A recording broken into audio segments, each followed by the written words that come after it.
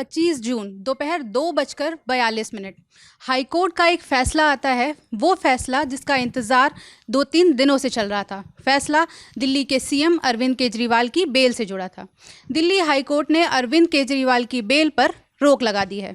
आज से 5 दिन पहले 20 जून को राउज एवेन्यू कोर्ट में जज न्यायबिंदु ने अरविंद केजरीवाल को बेल दी थी, जिसके बाद ईडी हाईकोर्ट पहुंची और उनकी बेल पर स्टे लगा दिया गया।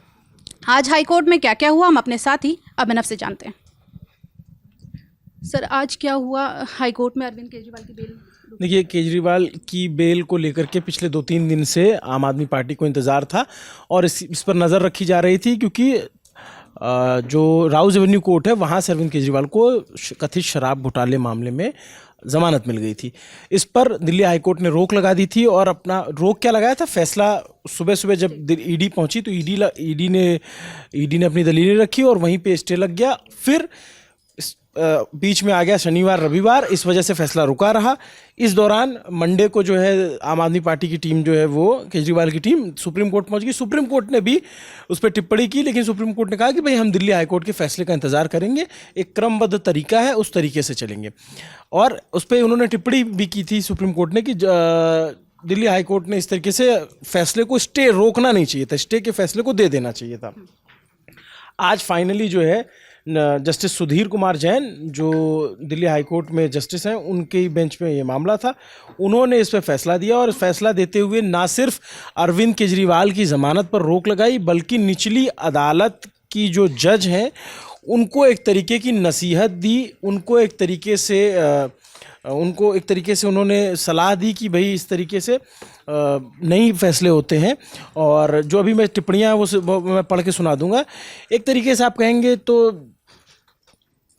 थोड़ी सी जैसे डांट होती है ना, उस तरीके से उस लहजे में भी कहा गया कोर्ट की तरफ से। कोर्ट में जब ईडी और अरविंद केजरीवाल की टीम पहुंची थी तो ईडी की टीम और दोनों के वकीलों में खूब लंबी चौड़ी ज़िरह दलीलें हुई। इनकी तरफ से SV राजू जो ASG हैं और जो इनके स्पेशल वकील हैं ईडी के, वो पहुंचे थे। उनकी केजरीवाल की तरफ से विक्रम चौधरी और अभिषेक मनु सिंघवी तरीके बड़े वकील पहुंचे थे। दोनों ने खूब दलीलें रखी, सुबह से शाम तक जो है दलील चलती रही। उनको सुनने के बाद फैसला जो स्टे किया था, उस फैसले पर आज आदेश देते हुए कहा कि जो ट्रायल कोर्ट द्वारा टिप्पणी की गई कि ये बहुत ज़्यादा दस्तावेज आपने प्रोवाइड किया, ये हम अब इसको नहीं पढ़ पाएंगे या इसको नहीं देख पाएंगे, जो राउज एवेन्यू कोर्ट की तरफ से कहा गया। तो इस पर दिल्ली हाईकोर्ट ने कहा ये पूरी तरह अनुचित है। ये दर्शाता है कि ट्रायल कोर्ट ने जो सामग्री प्रोड्यूस की गई, जो दस्तावेज प्रोड्यूस की गई, उस पर अपना दिमाग नहीं लगाया, उसको जो है उसको उन्हें देखना चाहिए था। इस तरीके की बात जस्टिस जैन ने कही कि राउज एवेन्यू कोर्ट जो है इस तरीके से अवॉइड नहीं कर सकता जो दस्तावेज इसने ईडी ने प्रोवाइड करा। इसके अलावा एक टिप्पणी की थी जज न्यायबिंदु ने ईडी को लेकर के। उन्होंने कहा था कि ईडी द्वेषपूर्वक काम कर रही है, जिस पर आज दिल्ली हाईकोर्ट ने इस पर टिप्पणी की और कहा कि इस तरीके की बात नहीं करनी चाहिए और ईडी ने जो है कोई द्वेषपूर्वक काम नहीं किया है, ईडी दस्तावेजों के आधार पे काम कर रही है। तो उनकी जो टिप्पणी थी उसके ऊपर एक टिप्पणी की और ये भी साफ किया कि जो PMLA का एक्ट 45 है उसको भी ध्यान में नहीं रखा गया। सबसे महत्वपूर्ण बात यह है कि जो ट्रायल कोर्ट के आदेश में जो पैरा 27 का हवाला दिया, जिसमें जज ने ईडी पर दुर्भावना का आरोप लगाया था, जो 12 बेंच की रिपोर्ट उसके मुताबिक, उसमें बड़ी अदालत का मानना है कि समन्वय पीठ ने कहा कि ईडी की ओर से मतलब दुर्भावना की गई। समन्वय पीठ ने उस पर कहा कि कोई दुर्भावना नहीं की गई थी। तो यहाँ पे भी एक ईडी को रिलीफ मिली इस बात से भी, क्योंकि वो टिप्पणी जब हो जाती है कोर्ट की तरफ से तो भाई एक चस्पा हो जाता है ईडी के ऊपर, ईडी की कार्यशैली पे सवाल उठने लगते हैं।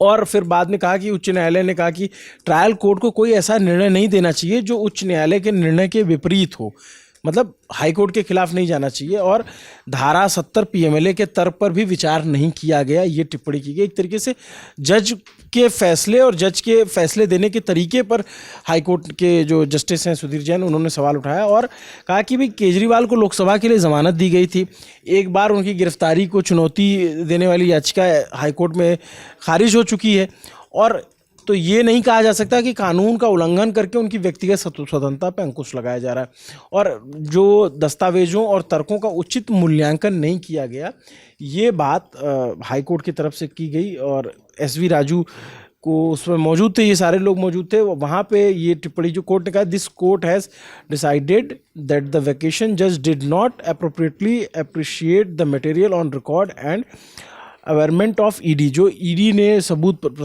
दिए थे उसको देखा नहीं गया।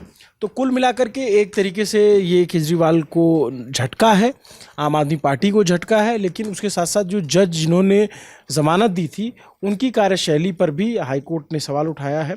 और ये कथित शराब घोटाला जो शराब नीति को लेकर के बनाया गया, दर्शक जानते हैं हम लगातार इस पे अपनी रिपोर्ट दिखाते रहते हैं जब भी कोर्ट में जिरह चलती है।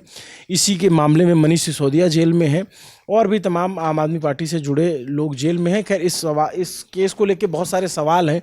जो राघव मुगंटा जो YRCP के सांसद रहे, उनके पिता का बयान आना, फिर केजरीवाल की गिरफ्तारी होना और तमाम चीज़ों को लेकर के विपक्ष सवाल उठाता रहता है। संजय सिंह भी इसी मामले में गिरफ्तार थे, फिलहाल उन्हें ज़मानत मिली हुई है। उनकी बेल का ईडी ने विरोध नहीं किया था। यही बात हम पिछली बार जब अरविंद केजरीवाल को बेल मिली तब हमने यही कहा था कि भाई अगर इस तरीके से बेल मिलती है तो इसका मतलब है कि ईडी का केस कमज़ोर हो जाएगा, या ईडी ने विरोध नहीं। दो ही शर्त में PMLA एक्ट में जो ज़मानत होती है, ईडी का बहुत मजबूत कानून है, इसमें ज़मानत तभी मिलती या तो ईडी विरोध नहीं करे या फिर कोर्ट इस नतीजे पर पहुँच जाए कि भाई ये आदमी जो है इसका दोष उस तरीके से नहीं है। ज़मानत मिलना किसी भी आरोपी के लिए ईडी के PMLA के मामलों में ये माना जाता है कि लगभग वो निर्दोष है, इस तरीके का कानून कहता है। ऐसा नहीं कि वो पूरी तरीके से बरी हो जाता है, लेकिन तभी ज़मानत मिलती है अगर ईडी विरोध ना करे तो। आमतौर पे इस केस में जितने लोगों को ईडी ज़मानत मिली है, ईडी ने उनका विरोध नहीं किया है। संजय सिंह के केस में भी ईडी ने विरोध नहीं किया था, क्योंकि कोर्ट ने ये कहा था कि अगर आप विरोध करेंगे तो फिर हम PMLA एक्ट के 45 के तहत ज़मानत देने पर विचार करेंगे।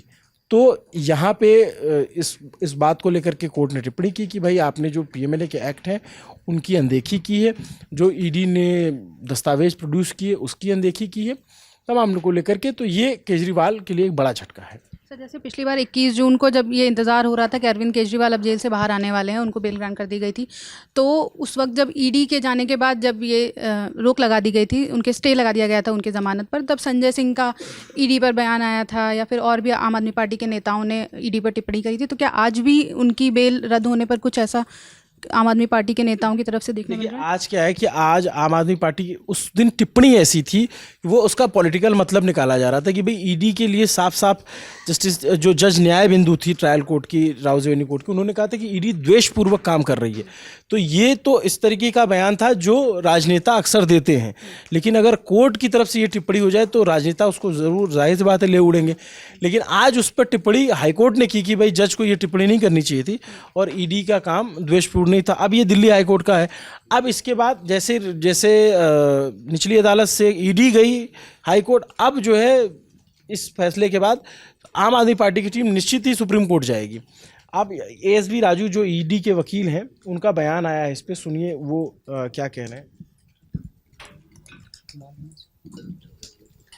एक सेकेंड, थोड़ा सा इसका ऑडियो का प्रॉब्लम है, मैं ज़रा इस ऑडियो को ठीक कर देता हूँ।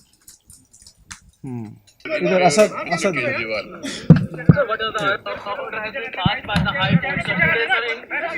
The High Court has appreciated our arguments and has stayed order of bail in favor of Mr. Kejriwal.